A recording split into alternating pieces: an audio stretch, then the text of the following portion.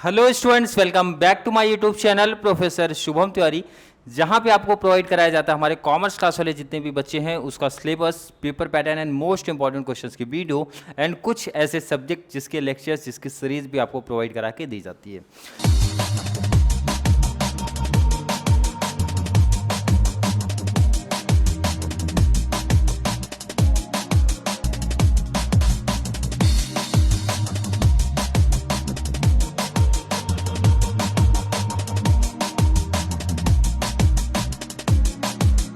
बात करेंगे SO BCom का सबसे पहला जो सब्जेक्ट पिक किया गया है commerce third and commerce third के पार्ट 2 के क्वेश्चन पे चल रहे हैं। ध्यान रखना, जो बच्चे स्टार्टिंग से सीरीज देख रहे हैं उनको पता होगा कि ये हमारा पार्ट 2 चल रहा है। क्या चल रहा है आप लोगों का? पार्ट 2। पहले इसको कॉन्सेप्ट को साइड रखते हैं, ठीक है, इसको बाद में रीड करेंगे। यहाँ समझते हैं थोड़ा कॉन्सेप्ट।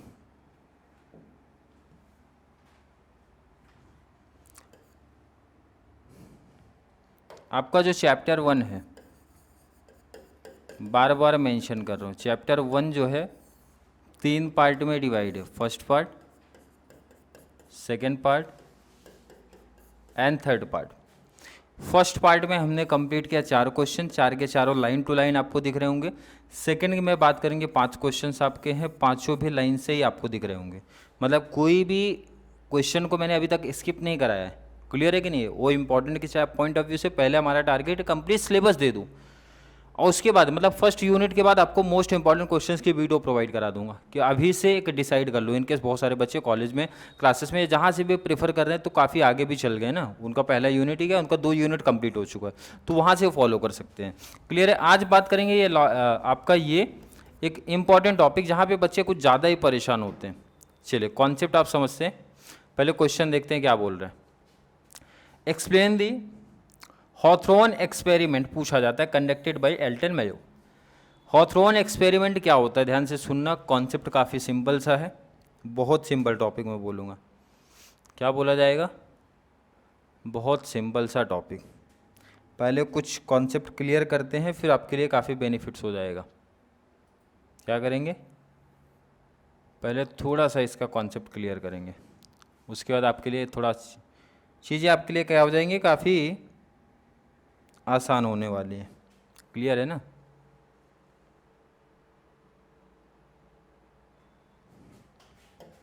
चलिए यहाँ समझते हैं।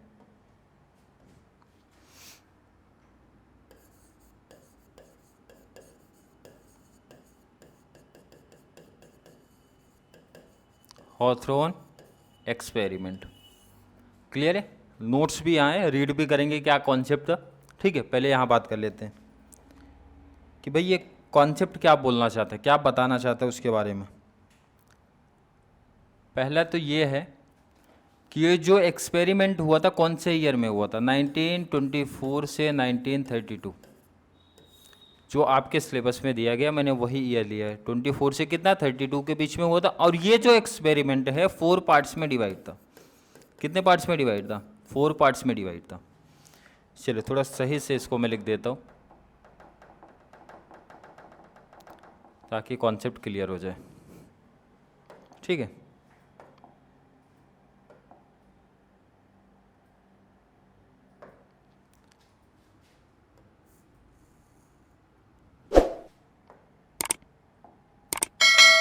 कौन से ईयर में हुआ था सर? 1924 से 1932।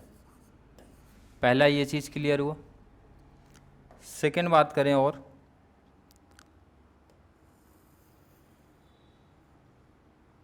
सेकेंड और बात कर लेते हैं, किसने दिया था ये एक्सपेरिमेंट, किसने दिया था? तो नाम ऑलरेडी मेंशन है, नहीं तो आपको पता होना चाहिए किसने दिया था ये कॉन्सेप्ट। Elton Mayo. क्लियर है? बिल्कुल सर, क्लियर कॉन्सेप्ट है। चलिए आगे बात कर लेते हैं कि ये जो एक्सपेरिमेंट हुआ था कितने पार्ट में डिवाइड था? 4 पार्ट में। कितने पार्ट में डिवाइड था? 4 पार्ट्स में डिवाइड था। क्लियर है? कितने पार्ट्स में डिवाइड था? 4 पार्ट्स में डिवाइड था। मतलब कुछ प्रैक्टिकल एक्सपेरिमेंट हुआ था। कहाँ पर हुआ था? एल्टन मेयो ने किया था हॉथरॉन एक्सपेरिमेंट जिसको बोला जाता है, क्योंकि जहां पे ये एक्सपेरिमेंट हुआ था भाई उस जगह का, उस फैक्ट्री का, मतलब वहां का नाम था हॉथरॉन, और इसीलिए बोला जाता है हॉथरॉन एक्सपेरिमेंट बोला जाता है। क्लियर है? चलिए सर, कॉन्सेप्ट थोड़ा सा क्लियर है, यहाँ पे आपने नोट डाउन किया। अब ये जस्ट थोड़ा सा इंट्रोडक्शन पार्ट इसका पढ़ते हैं। आई होप हर एक बच्चों को क्लियर दिख रहा होगा नोट्स में, इंपॉर्टेंट चीज़ों को हाईलाइट भी किया गया है। ह्यूमन रिलेशंस मूवमेंट किस लिए किया गया था? सॉरी, ये चीज़ तो मैंने बताया ही नहीं आपको, ये चीज़ आप वहाँ पे नोट डाउन में लिखना। ह्यूमन रिलेशन मूवमेंट के लिए किया गया था भाई। किस लिए किया गया था? लोगों का क्या रिलेशन रहता है, क्या मूवमेंट रहता है, उसको लेके किया गया था with the Hawthorne experiment which were conducted as Western Electrical Works in USA. कहाँ पे हुआ था वो बता दिया गया। Western Electrical Works in USA between कौन से ईयर में हुआ था? 1924 टू 32। हॉथरॉन एक्सपेरिमेंट के को कितने पार्ट में डिवाइड किया गया? Conducted in the 4 parts. कितने पार्ट में डिवाइड किया गया सर? 4 पार्ट्स में डिवाइड किया गया। अब हर एक पार्ट की थोड़ी सी कहानी आपको समझनी पड़ेगी, हर एक पार्ट की थोड़ी सी कहानी आपको समझेगी। यहाँ पे एक चीज़ चाहिए तो आप ऐड कर लो, ठीक है? क्या ऐड करना है? जो मैंने बताया। ये किसके बारे में था?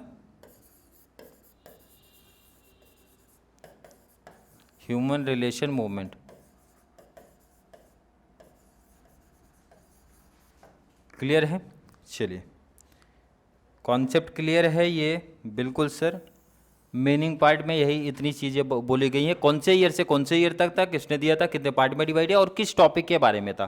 पहला पार्ट जब मैं बात करूंगा, ध्यान से सुनो, पहला पार्ट आप यहाँ पे देखो, इल्यूमिनेशन एक्सपेरिमेंट। पहला जो पार्ट है उसके बारे में बात करेंगे।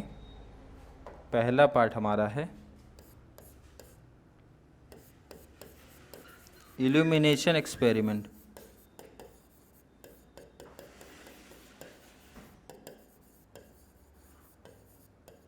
इसमें क्या कॉन्सेप्ट है, ध्यान से सुनो। इसमें क्या हो गया,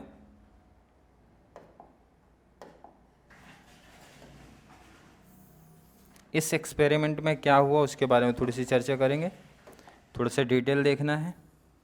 पहला तो इंपॉर्टेंट है आपका ईयर, कौन से ईयर से कौन से ईयर तक हुआ था, क्लियर ऑलरेडी पॉइंट्स में लिखना। 1924 से, क्या लिखना है आपको? 1924 से 1927 पहला ईयर जो आपका चला ये चला। अब इसमें किया क्या गया था, ध्यान से रखना। इसमें किस चीज़ को लेके टॉपिक अपना हुआ उसके बारे में बात करेंगे।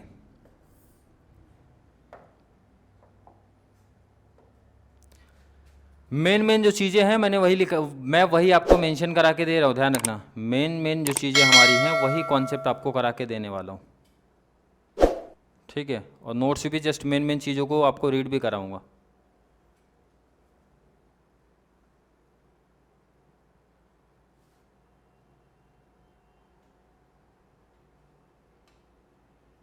चलिए, क्या था यहाँ पे, ध्यान रखो। आगे क्या और चीज़ें आप बोलोगे? यहाँ पे इन्होंने क्या किया था, 2 ग्रुप में कॉन्सेप्ट को डिवाइड किया था। मतलब जब ये एक्सपेरिमेंट किया ना तो कुछ लोगों को 2 ग्रुप में डिवाइड किया। कौन सा 2 ग्रुप, क्या चीज़ बोला गया, ध्यान रखो। दोनों ग्रुप को, एक को नाम रखा गया टेस्ट ग्रुप। ध्यान से समझना, अगर ये कॉन्सेप्ट क्लियर हो गया तो ये जो इतना बड़ा पैराग्राफ आपको दिख रहा है 1 2, क्योंकि कहानी ये लिखनी है आपको, कहानी ये लिखनी है, इसलिए ध्यान रखना कि ये सब चीज़ें आनी बहुत ज़रूरी है। दूसरा आपका था कंट्रोल ग्रुप। पूरा कहानी के जैसा समझोगे तभी कॉन्सेप्ट क्लियर होगा। 1924 से 27 में एक्सपेरिमेंट हुआ, मतलब 3 साल आपका लगभग एक्सपेरिमेंट चला था। उसमें उन्होंने क्या किया था, 2 ग्रुप डिवाइड किया था, जिसको एक नाम दिया गया था टेस्ट ग्रुप, एक ग्रुप होता था कौन सा, कंट्रोल ग्रुप होता था। इसमें मेन कॉन्सेप्ट क्या था भाई, जो कॉन्सेप्ट आपका चला ये चला लाइटिंग कंडीशन को लेके। ध्यान से समझो, बहुत आसान सा टॉपिक है। क्या चीज़ को लेके, लाइटिंग कंडीशन को लेके चेक किया जा रहा था कि एक जगह ऐसा होगा जहां पे लाइट की जो कंडीशन है भाई, लाइटिंग कांस्टेंट लेवल पे रहेगी। मतलब जैसे आपको यहाँ पे लाइट दिख रहा है ऐसा ही रहेगा, तो प्रोडक्टिविटी क्या होगी। दूसरी जगह लाइट को कम किया जा रहा था, ज़्यादा किया जा रहा था, तो प्रोडक्टिविटी क्या होगी। अच्छा आप बताओ, अगर ये लाइट रहेगा तो भाई प्रोडक्टिविटी, मतलब लेक्चर शूट करने में कोई दिक्कत है सर? बिल्कुल नहीं दिक्कत होने वाली। इसी तरीके से लेक्चर्स आपको मिलते रहेंगे। मतलब 2 केस बना, एक तो लाइटिंग कंडीशन जब चेक किया गया, 2 केस बन सकता है। एक में कांस्टेंट रखा गया था और एक में क्या किया जा रहा था, चेंजेस किया जा रहा था। यहां पे आप मेंशन कर सकते हो, अदरवाइज समझ लो। अब सब डिटेल्स लिखेंगे तो काफ़ी ज़्यादा कॉन्सेप्ट हो जाएगा, यहाँ पे समझो। लाइट जब कांस्टेंट रखी गई, लाइटिंग कांस्टेंट रखी गई तो प्रोडक्टिविटी क्या थी उसके उस समय पे हाई थी, मतलब लोगों में इंप्रूवमेंट आया। लेक्चर्स देखो आपको अच्छे से मिल रहे हैं, क्यों, लाइटिंग की कंडीशन यहाँ पे काफ़ी अच्छी है। अब लाइटिंग की कंडीशन अगर कम कर दिया जाए भाई, तो क्वालिटी में थोड़ा सा कम हो जाए, मतलब चेंज आएगा, थोड़ा चेंज आएगा, ध्यान रखना, बहुत चेंज नहीं आएगा, थोड़ा सा चेंज। कब ये ज़्यादा इफेक्ट पड़ेगा, जब भाई जब ऊपर जो लाइट दिख रही है वो कम हो जाए, ये सामने जो लाइट यहाँ पे दिख रही है वो कम हो जाए। मतलब ये दो लाइट के बेस पे मैं करूँ, मतलब जिसको इन्होंने बोला भाई मून लाइट में, मतलब जब लाइट का जो लेवल था वो एकदम ही कम कर दिया गया, तभी प्रोडक्टिविटी लोगों ने कम किया। मतलब सर क्या बोला जा रहा है, देखो यहाँ पे लाइट की जो कंडीशन थी, सॉरी,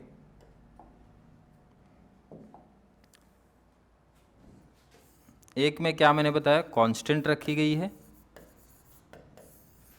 और एक में चेंजेस किया गया। दो कंडीशन, जो दो ग्रुप बना था, एक ग्रुप में कांस्टेंट लाइट रखा, मतलब सेम लाइट रखा, तो इसमें क्या हो गया ना, इसमें प्रोडक्टिविटी जो थी, जो प्रोडक्शन लेवल था, जो प्रोडक्टिविटी थी वो हो गई हाई, मतलब इम्प्रूव्ड हुआ उसमें। भाई लाइट अच्छी कंडीशन में दे रहे हो तो प्रोडक्टिविटी इंक्रीमेंट हुआ, इम्प्रूव हुआ। और जब लाइट में आपने चेंजेस किया, चेंजेस मतलब होता है जब आपने लाइट को कम किया तो भी इंप्रूवमेंट आपको दिख रहा है, मतलब कांस्टेंट है, या फिर आप बोल सकते हो प्रोडक्टिविटी हाई है। प्रोडक्टिविटी क्या है आपकी, हाई है, प्रोडक्टिविटी हाई है। प्रोडक्टिविटी लो कब हुआ, जब आपने जो लाइट था उसको एकदम मून लाइट में कर दिया, मून लाइट मतलब एकदम ही कम कर दिया। तो इसका मतलब ये समझ में आता है सर कि लाइटिंग से प्रोडक्शन लेवल पे बहुत डिफरेंट नहीं पड़ेगा। डिफरेंस कब पड़ेगा, जब आप लाइट एकदम ना के बराबर मतलब काफी लो कर दोगे, तभी प्रोडक्टिविटी आपकी कम होगी। क्लियर है। पहला एक्सपेरिमेंट क्या हुआ, ध्यान से फिर से समझते हैं। पहला जो एक्सपेरिमेंट था वो था हमारा, पहले ईयर क्या था 24 से 27, और इसमें इन्होंने दो ग्रुप में डिवाइड किया, एक था टेस्ट ग्रुप, दूसरा था कंट्रोल ग्रुप। दोनों में सिर्फ ये एक्सपेरिमेंट किया था लाइट की वजह से प्रोडक्शन लेवल में, प्रोडक्टिविटी में कोई चेंज होता है क्या, तो वो चेक करने के लिए दो ग्रुप बनाए। एक ग्रुप में कांस्टेंट लाइट रख दिया, मतलब लाइट जैसा था सेम वैसे ही रख दिया। दूसरे ग्रुप में लाइट को कम ज़्यादा करके चेक किया गया। जब कम किया गया तो भी प्रोडक्शन लेवल लगभग उतना ही दिखा, मतलब इंप्रूव हुआ। कब एकदम ही कम हो गया, जब मीन्स लाइटिंग एकदम जिसको बोला जाता है मून लाइटिंग में कर दिया, तब प्रोडक्शन लेवल जाके प्रोडक्शन लेवल में कमी आई है। तो मतलब कंक्लूजन क्या निकला लास्ट में देखेंगे। अभी आपको आई होप समझ में आया होगा कि ये एक्सपेरिमेंट में क्या हुआ था, क्या कॉन्सेप्ट था। अगर देखो कहानी समझ में आई होगी तो बहुत अच्छी बात है। तब ये तो भाई कहानी को लिखा कैसे गया लाइन टू लाइन, बस वही बातें बोली जा रही है। क्या बोला गया है, from 1924 to 27 then national research council made a study in collaboration with the western electrical to determine the effect of different level of illumination on productivity of level. मतलब यहाँ पे देखो क्लियर मेंशन किया गया है, क्लियर मेंशन कर रहे हैं ये, अब देखो क्लियर मेंशन है यहाँ पे, क्या किया गया था, effect of different level of illumination of productivity of the labour. Labour का मतलब यही कि जब लाइटिंग में कोई चेंज होगा भाई, डिफरेंट लेवल, अलग अलग लेवल में प्रोडक्टिविटी में क्या चेंज आता है वही चेक करने के लिए किया गया था। The lighting condition for the test group, दो ग्रुप मैंने बताया था, एक होता है test group of the workers are varied, मतलब टेस्ट ग्रुप के जो वर्कर थे वहां पे चेंजेस आपको देखने मिला।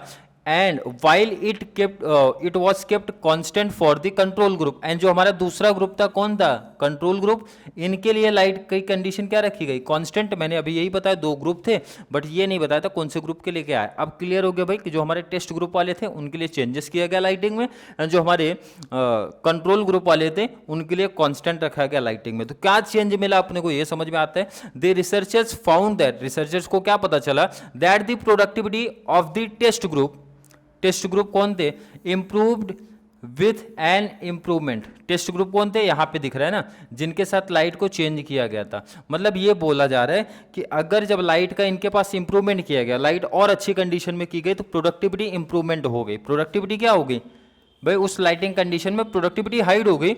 एंड सरप्राइज क्या मिला, इट ऑल्सो इंप्रूव्ड, एक सरप्राइज में मिला, also improved when the light conditions, जब लाइट कंडीशंस को क्या किया गया, कम कर दिया गया। जो मैंने बताया था, लाइट कंडीशन को कम किया फिर भी इंप्रूवमेंट, लाइट कंडीशन को बढ़ाया फिर भी इंप्रूवमेंट। उनको ये लगा था कि लाइट कंडीशन को कम किया जाएगा तो प्रोडक्शन लेवल क्या होगा, कम होगा, लेकिन ऐसा नहीं हुआ। क्लियर है। To complicate further the productivity of control group मतलब जहां पे लाइट कंडीशन सेम रहने वाली है, also rise even when there are no change in the lighting condition, जब लाइट कंडीशन में कोई भी चेंज नहीं किया गया तो भी उनके प्रोडक्शन लेवल में चेंज आपको मीन्स दिखाई दिया। Researches concluded that something beside lighting was influencing the workers performance। Clear है। आई होप हर एक बच्चे को ये कॉन्सेप्ट समझा, पहला एक्सपेरिमेंट समझ में आया। चलिए दूसरे की बात करते हैं।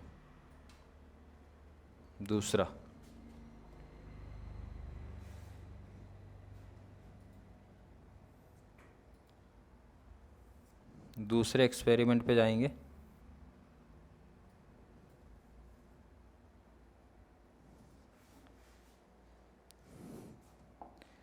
दूसरे एक्सपेरिमेंट पे चलते हैं।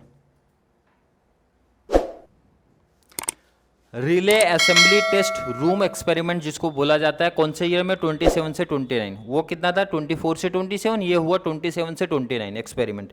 इसमें क्या हुआ, ध्यान से समझो। इस एक्सपेरिमेंट में क्या हुआ, आपका जो सेकेंड एक्सपेरिमेंट हुआ, सेकेंड एक्सपेरिमेंट में क्या किया गया लोगों के साथ, ध्यान से देखना, बहुत सिंपल टॉपिक है। इसमें किया गया, दो ग्रुप डिवाइड किया गया, first group and second group. First group and second group, दो ग्रुप डिवाइड किया, 6 फीमेल का अपना, दो ग्रुप डिवाइड किया गया 6 फीमेल का, और एक कंडीशन इनको दी गई है। कंडीशन ये दी गई है भाई, क्या क्या कंडीशन से, जो आपका रेस्ट पीरियड होगा उसमें इन्होंने इंक्रीमेंट कर दिया, मतलब इंक्रीज कर दिया। ठीक है, अपना ओन पीरियड आप डिसाइड करो भाई, कब आपको रेस्ट लेना है, कब आपको ब्रेक लेना है, 10 मिनट 15 मिनट जो भी है, आप अपना खुद से ब्रेक लो। एंड इनको यहाँ पे और ध्यान रखना, मतलब एक तरीके से ये बोला जाए तो कंप्लीट थोड़ा सा फ्रीडम दे दिए भाई, आप अपने अकॉर्डिंग काम करो। सीधी बात है कि आप अपने अकॉर्डिंग काम करो, इसमें बस यही बोला गया था। और उसके बाद ये देखना चाहते थे कि अगर हम लोगों को, अपने एम्प्लॉय को, अपने वर्कर्स को फ्रीडम देते हैं तो उससे हमारा प्रोडक्शन लेवल क्या होता, हाई होगा या फिर लो होगा। तो यहाँ पे ध्यान से देखो, बहुत सिंपल सा टॉपिक है। अगर हम अपने लेबर्स को बोलेंगे भाई आप अपना ओन रूल ओन मेथड से काम करो, तो इनको ये लगा कि जो हमारे लेबर थे, वर्कर्स थे, उनको ये लगा कि भाई कंपनी जो है हमें काफ़ी इंपॉर्टेंस दे रही है, फैक्ट्री हमें अपने इंपॉर्टेंस दे रही है, कोई हमसे परमिशन लेके, हमसे पूछ के हमारा रेस्ट पीरियड डिसाइड कर रही है, हमसे पूछ के हमारा छुट्टी डिसाइड कर रही है, हमसे पूछ मतलब सैलरी भी अच्छी पे कर रही है। तो हमारा काम क्या बनता है भाई, प्रोडक्टिविटी लेवल हाई करना। जब कॉमन सी बात है, मुझे ऐसा लगेगा कि मेरे कंपनी में, मेरे ऑर्गेनाइजेशन में मेरा इंपॉर्टेंस है, तो लोग क्या करते हैं, अपना मैक्सिमम इफिशियंसी देते हैं, मतलब रिजल्ट अच्छा मिलेगा, प्रोडक्शन लेवल आपका हाई होगा। बस इतनी सी बात इस टॉपिक में बोला गया। क्या समझ में आया आपको टॉपिक में? टॉपिक में सर आपने ये बताया कि दो ग्रुप में डिवाइड थे जिसमें 6 फीमेल थी, और ये बोला गया था कि आप लोग अपना ओन रेस्ट पीरियड ले सकते हो, मतलब कंप्लीट एक तरीके से फ्रीडम दिया गया था, फ्रीडम लो। तो वहाँ पे एम्प्लॉय को ये फील हुआ कि हमें भाई रिस्पेक्ट मिल रही है, हमें कंपनी में इंपॉर्टेंस मिल रहा है, तो इसकी वजह से प्रोडक्टिविटी लेवल क्या हुआ, हाई हुआ। क्योंकि कंपनी का यही काम था, जो एक्सपेरिमेंट कर रहे थे वो ये चेक करने के लिए किया जा रहा था प्रोडक्शन लेवल आपका, प्रोडक्टिविटी हाई होगा या फिर लो होगा। तो इस केस में भी उनको प्रोडक्शन लेवल क्या दिखाई दिया, हाई दिखाई दिया है। रीड करते हैं कॉन्सेप्ट को, क्या लिखा गया है इन दिस एक्सपेरिमेंट। इस एक्सपेरिमेंट में क्या बातें हुई है, ध्यान से देखो। एल्टन मेयो ने क्या किया था, and his associates were involve in this experiment 2 groups. मैंने क्या बताया, 2 ग्रुप्स ऑफ 6 फीमेल, ये तो पहले ही बता चुका हूँ भाई। 2 ग्रुप आपका डिसाइड हुआ था, और दोनों लोग को क्या किया गया था भाई, सेपरेट रूम में मिला था। और क्या कंडीशन थी, a number of variables were altered, wages were increase, आपका वेजेस इंक्रीज कर दिया गया, रेस्ट पीरियड भाई उसकी लेंथ बढ़ा दी गई है, और क्या किया गया था, ये किया गया work day and work week were shorted. आपका जो वर्क डे था एंड आपका जो वर्क डे था, वीक था, वो शॉर्टेड कर दिया गया, मतलब कम कर दिया गया। तो इससे क्या हो रहा है, रिसर्चर्स को क्या पता चला, who now act as the supervisors और so allowed of the group to choose your own rest period. अब यहाँ पे ये भी बोला भाई कि अपना ओन रेस्ट पीरियड आप ले सकते हो, एंड टू हैव ए से इन अदर सजेस्टेड चेंजेस, और अगर आपको कुछ सजेशंस वगैरह देना है वो भी आप दे सकते हो। क्लियर। अब यहाँ पे क्या पता चला, productivity and moral of the groups increased, इससे कंसिस्टेंसी हुई भाई, कंसिस्टेंटली लगातार इंक्रीमेंट हुआ during the period of experiment. मतलब मैंने बताया प्रैक्टिकल चीज़ है। अगर मेरे यहाँ जो टीचर्स काम करते हैं, मेरे साथ में एज ए टीम काम करते हैं, अगर मैं उनको कंपनी में इंपॉर्टेंस दूँ, कोई भी काम करने जा रहा हूँ, कोई भी डिसीजंस लेने जा रहा हूँ, उनसे पूछा जा रहा है, परमिशन लिया जा रहा है, भाई उनको टाइम बोला जा रहा है, भाई जिस टाइम पे आप आ सकते हो आओ, लेक्चर शूट करके जाओ। तो यहाँ पे क्या होगा, टीचर ये समझते हैं भाई जो भी हमारा फाउंडेशन है, जो भी एजुकेशन फाउंडेशन है, वो हमको प्रॉपर एक इंपॉर्टेंस देते हैं। तो हमारा काम क्या भाई, बेहतरीन लेक्चर्स प्रोवाइड करा के दूँ चैनल पे। तो सेम यही कंपनी में होता है। कंपनी में वर्कर्स को, जब लेबर्स को इतना फ्रीडम दिया गया, तो उनको उनकी वजह से प्रोडक्शन लेवल, प्रोडक्टिविटी क्या हो गई, हाई हो गई, जो कि अभी कंक्लूजन में पढ़ोगे ये सब चीज़ें, अगर समझ में आई होंगी तो। क्लियर है कि नहीं है? और ध्यान रखना यहाँ पे ऑब्जर्व इन्होंने क्या किया भाई, इससे इंप्रूवमेंट हो रहा है कि नहीं हो रहा है? सर बिल्कुल हो रहा है। बाकी की चीज़ें आप पढ़ लेना। क्लियर है? बहुत आसान से एग्जाम्पल्स थे। नेक्स्ट बात करेंगे मास इंटरव्यू प्रोग्राम। ये बहुत सिंपल है, इसमें कुछ एग्जाम्पल्स देने की मुझे ज़रूरत नहीं है। इसमें सीधी सी ये बात बोली गई थी कि मास इंटरव्यू, नाम बता रहे थे वो। मास इंटरव्यू मतलब क्या होता है, लार्ज नंबर ऑफ वर्कर्स का इंटरव्यू किया गया। और इंटरव्यू में यहाँ पे सिंपल सी बात बोली गई है कि भाई लोगों की बात आप सुनो, जिससे इंटरव्यू लिया जा रहा है उनका भी ओपिनियन आप जानो। और जब लोगों से ओपिनियन जानी गई, लोगों से जब ओपिनियन जानी गई, तो लोग काफ़ी फ्रीडम होके अपनी बात सामने रखे, किसी भी टॉपिक्स पे रखें। और इससे भी प्रोडक्शन लेवल में क्या दिखाई दिया, इंक्रीमेंट दिखाई दिया। क्लियर है? Large number of the workers were interview to find out reason for increase productivity. Clear है?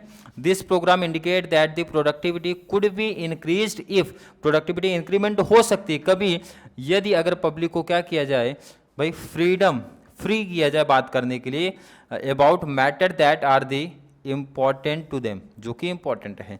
जैसे अब यहाँ पे जो टीचर्स होते हैं उनको मीटिंग में रखा जाता है, मतलब उनसे भी बात किया जाता है, उनकी भी सजेशंस ली जाती है, उनसे भी पूछा जाता है भाई किस तरीके से लेक्चर्स को और इम्प्रूवमेंट किया जाए, किस तरीके से बच्चों को लेक्चर्स प्रोवाइड कराया जाए, तो इससे आइडिया मिलता है। तो सेम कंपनी ने किया, इंटरव्यू बहुत सारे लोगों को लिया और प्रोडक्टिविटी इंक्रीमेंट करने का ये पता चला कि जब उनको थोड़ा सा फ्रीडम मिलता है तो लोग अपना ओपिनियन रखते हैं। लास्ट आपका एक कॉन्सेप्ट है, लास्ट आपका एक टॉपिक, बैंक वायरिंग ऑब्जर्वेशन, जिसको रूम एक्सपेरिमेंट फिर से बोला गया, 1932 में हुआ था। अब ये क्या हुआ था, ध्यान से देखो, बहुत सिंपल सा टॉपिक है, इसमें भी कुछ डिटेल्स लिखने की मुझे ज़रूरत नहीं है। इसमें यह किया गया था भाई 14 मेल एम्प्लॉय को डिवाइड किया गया था। 14 मेल एम्प्लॉय को बोला भाई आप एक टीम बना के काम करो, टीम बना के काम करो। अब हो सकता है, ध्यान रखना, जो भी हमारी 14 लोग की ग्रुप्स होगी ना, अब मैं ध्यान दो, सिंपल एग्जांपल आप लोग का देता हूं जिससे आप लोग समझ सको।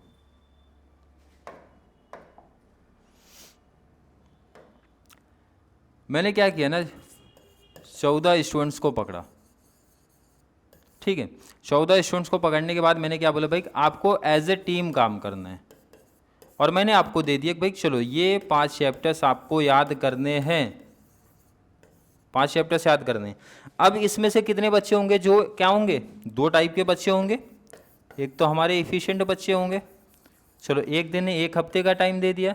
एक होता है इनएफिशिएंट होंगे, होंगे कि नहीं होंगे, जैसे आप लोगों को तो पता होगा, कुछ बच्चे होंगे जो रेडी कर ले जाएंगे हफ्ते भर में आराम से इजीली 5 चैप्टर, कुछ लेकिन ऐसे बच्चे होंगे जो नहीं कर पाएंगे। तो मैंने बोला नहीं, ऐसा काम नहीं चाहिए, मुझे एज ए टीम काम चाहिए। क्लियर? तो फैक्ट्री में भी ऐसे हुआ भाई, एक टारगेट कंपनी ने दिया, जैसे इनके कंपनी ने टारगेट दिया कि भाई 1000 यूनिट्स का प्रोडक्शन मुझे चाहिए। अब इसमें से जो इफिशिएंट वर्कर थे उन्होंने तो काम अच्छे से किया, बट जो हमारे इनएफिशिएंट वर्कर थे वो काम सही नहीं कर पा रहे। और जब काम नहीं सही कर पा रहे तो भाई इफिशिएंट वर्कर कब तक अकेले काम करेगा, तो ये भी क्या हो जाते हैं, परेशान हो जाते हैं भाई कि मैं अकेले कब तक पूरी टीम का बर्डन लेके चलूंगा साथ में। तो इन्होंने क्या किया था, जो कंपनी का स्टैंडर्ड था वो छोड़ के अपना ओन स्टैंडर्ड डिसाइड किया। क्या किया, अपना ओन खुद का स्टैंडर्ड डिसाइड कर लिया कि भाई हम 1000 यूनिट्स नहीं बनाएंगे, हम अपना ओन कुछ, जैसे एग्जांपल ले लो 700 यूनिट्स बनाने वाले हैं। जैसे बच्चे होते हैं ना, मैंने बोल तो दिया 5 चैप्टर पढ़ने हैं भैया पूरे, तो बच्चे एक बार ट्राई करेंगे, 2 बार ट्राई करेंगे, जब नहीं होगा तो अपना ओन डिसाइड कर लेंगे कि भाई इतने दिन में इतना टॉपिक होना चाहिए। तो सेम कंपनी में हुआ, जब टीम एज ए टीम आपने बोला तो वहाँ पे लोगों ने बाद में क्या किया, अपना खुद का ओन डिसाइड कर लिया भाई, अपना ओन स्टैंडर्ड। यहाँ पे क्या बोला गया, सिंपल सा बोला गया है, टॉपिक देखो थोड़ा सा फास्ट। इन दिस एक्सपेरिमेंट क्या हुआ, a group of 14 male employees in a bank wiring room were placed under observation of 6 month, 6 month के लिए ऑब्जर्वेशन इनके किया गया था भाई, 6 महीने का लंबा टाइम दिया गया था। इसमें किया क्या गया, ध्यान रखना, workers pay was made depend upon the performance of the group as a whole. बोला गया कि जो आपको पेमेंट होगा ना, जैसा टीम अपना डिसाइड करेगी भाई, टीम का परफॉर्मेंस, पूरे टीम अकेले के परफॉर्मेंस पे पेमेंट नहीं होगा, पूरी टीम के परफॉर्मेंस पे आपको पेमेंट किया जाएगा। तो यहां पे क्या हुआ, there researchers expected that the more efficient workers would put pressures and less efficient workers to complete the work। दो टाइप के बच्चे मैं बोला मिल सकते हैं, एक तो मोर इफिशिएंट, एक लेस इफिशिएंट। बट यहाँ पे क्या हो गया, it was found that group established its own standard, मैंने अभी जैसे बताया ना, वो अपना खुद से ओन स्टैंडर्ड डिसाइड कर लिया of output and social pressure was used to achieve the standard of output. यहाँ पे मतलब सिंपल सा हो गया, कंपनी के जो स्टैंडर्ड कंपनी ने दिए था उसको साइड करके उन्होंने जितना टारगेट अपना समझा ओन स्टैंडर्ड अपना डिसाइड कर लिया। अब इससे ये जो एक्सपेरिमेंट हुआ, मतलब आपने ये जो एक्सपेरिमेंट, 4 एक्सपेरिमेंट आपने पढ़ा, अगर आपको थोड़ा सा भी ध्यान है तो पूछा जा रहा है भाई क्या कंक्लूजन निकल के आया, कंक्लूजन क्या है, मतलब आपको क्या क्या चीज़ें पता चल रही है। तो कुछ पॉइंट्स मैंने लिखे हैं, इंपॉर्टेंट पॉइंट्स लिखे हैं। जैसे क्या पता चला, employees would perform better when they are give freedom to participate in decision making affecting their interest. Clear है, सिंपल सी लाइन बोल रहे, जो एम्प्लॉय है बेटर परफॉर्मेंस करते हैं जब उनको कंप्लीट फ्रीडम दिया गया डिसीजन मेकिंग में पार्टिसिपेट करने के लिए। सेकेंड पॉइंट क्या बोला जा रहा है भाई, employees would also work more efficiently when they believe that management is concern of employees welfare. Employ को ये लगा कि जब कंपनी हमारे बारे में सोच रही, एम्प्लॉय वेलफेयर के बारे में सोच रही, तो उनका परफॉर्मेंस में काफ़ी इंक्रीमेंट हुआ भाई, इंक्रीज हुआ, प्रोडक्टिविटी लेवल हाई हुआ है। नेक्स्ट पॉइंट में क्या, when employ are treated with respect and dignity their performance tend to improve significantly. Same वैसे कुछ पॉइंट्स बोल रहा है ये भी। नेक्स्ट पॉइंट की जब बात करते हैं तो informal and interpersonal relation among the workers influence the workers behaviour and performance more than the formal relation in the organisation. Formal relation का मतलब होता है सिंपल सा, अगर जैसे मैं यहाँ पे मैनेजर हूँ और हमारे साथ में सब एम्प्लॉय हैं, अगर मैं ये ट्रीट करूँ, नहीं भाई आप लोग एम्प्लॉय हो, मैं मैनेजर हूँ, तो ये क्या हो गया, फॉर्मल रिलेशन में दिखा रहा हूँ भाई, अपनी पोस्ट का दिखा रहा हूँ। और इंटरपर्सनल या फिर इनफॉर्मल क्या होता है, मैं काफ़ी फ्रेंडली डील करता हूँ, जैसे मैं अपने डिग्री के ऑफलाइन वाले बच्चों के साथ काफ़ी फ्रेंडली डील करता हूँ। तो वहाँ पे बच्चे क्या होते हैं भाई, खुल के एकदम डाउट पूछते हैं, जो भी प्रॉब्लम्स होती है क्वेश्चंस का। अब देखो अगर क्लासेस में जैसे 10th लेवल में होता है, बहुत सारे बच्चे स्ट्रिक्ट रहते हैं, तो वहाँ पे पूछ नहीं पाते डाउट, क्या पूछूंगा तो सर कुछ बोलेंगे या फिर चिल्लाएंगे, तो बट डिग्री में ऐसा नहीं होता, काफ़ी फ्रेंडली रहने से ये बेनिफिट मिलता है। तो सेम कंपनी भी यही बोल रही है। नेक्स्ट पॉइंट है effective communication between the superior and subordinates can improve the relations and overall productivity of the subordinates। Clear है, इफेक्टिव कम्युनिकेशन जब होगा, मतलब बच्चों ने डाउट पूछा और मैंने रिप्लाई दिया, तभी तो परफॉर्मेंस अच्छा आएगा, तभी तो रिजल्ट बच्चों का अच्छा आएगा। अब ऐसा हो जाए बच्चों का डाउट पूछा और मैंने इग्नोर कर दिया भाई, चिल्ला के उसको भगा दिया, तो परफॉर्मेंस अच्छा क्लासेस का नहीं मिल सकता है। तो यही कंपनी बोल रही है कि भाई इफेक्टिव कम्युनिकेशन होना चाहिए। कौन सा, इफेक्टिव कम्युनिकेशन होना चाहिए। और लास्ट आपका था social and psychological factors and not just monetary incentive. ऐसा नहीं कि हमेशा पैसा दोगी तो ही आपका काम होगा, तो ही आपका परफॉर्मेंस अच्छा बनेगा, नहीं। आपका अगर सोशल एंड साइकोलॉजिकल फैक्टर्स, मतलब जैसे मैंने बताया कि अगर लोगों को अगर फील हो गया कि भाई हमारी भी इंपॉर्टेंस है, हमारी वजह से भी कोचिंग चल रही है, हमें भी इंपॉर्टेंस दिया जा रहा है कोचिंग में, स्पेशली डिसीजन मेकिंग में, तो इससे भी वो 100% अपना एफर्ट डालते हैं। क्लियर है कि नहीं, इसीलिए बोला गया। And physical working conditions are responsible for the workers productivity and job satisfaction. Clear है, 4 आपके क्या थे, ये 4 आपके एक्सपेरिमेंट हुए थे, 4 पार्ट्स में डिवाइड थे, आपको याद रखना है। बहुत सिंपल सा टॉपिक है, कहानी के जैसा अगर समझ के जाओगे तभी कर पाओगे, अगर रटने के पीछे भागोगे तो कॉन्सेप्ट करना पॉसिबल नहीं है। कहानी समझो, फिर उसके बाद रीड करोगे, देखो वही सेम चीज़ें लिखी गई हैं, क्योंकि इंपॉर्टेंट है और बच्चों के लिए प्रॉब्लम्स होती हैं, क्योंकि बच्चे सीधा रट रहे हैं। रटना नहीं है, कॉन्सेप्ट समझो, 4 पार्ट्स में क्या हुआ था, किस बेस पे हुआ था और क्या कंक्लूजन निकला। अगर ये समझ में आ गया तो आप इजीली ये टॉपिक जो आपका था वो क्लियर हो जाएगा। फिर भी किसी बच्चों को आज के वीडियो को लेके कोई भी डाउट, कोई भी कन्फ्यूजन अगर क्रिएट होती है तो जल्दी से नीचे कमेंट बॉक्स में ऐड कर दो, या फिर कॉन्सेप्ट क्लियर है तो वो भी मेंशन कर दो, सर कॉन्सेप्ट क्लियर है। यूनिट 1 का PDF आपको डिस्क्रिप्शन में मिल जाएगा, आज नहीं तो आने वाले डिस्क्रिप्शन में मिल जाएगा, क्योंकि 1 से 2 क्वेश्चन रिमेनिंग है जो ऐड करना बाकी है। क्लियर है क्या? आई होप हर एक बच्चे का क्लियर है। तो चलिए मिलेंगे नेक्स्ट क्लास में, तब तक के लिए थैंक यू सो मच।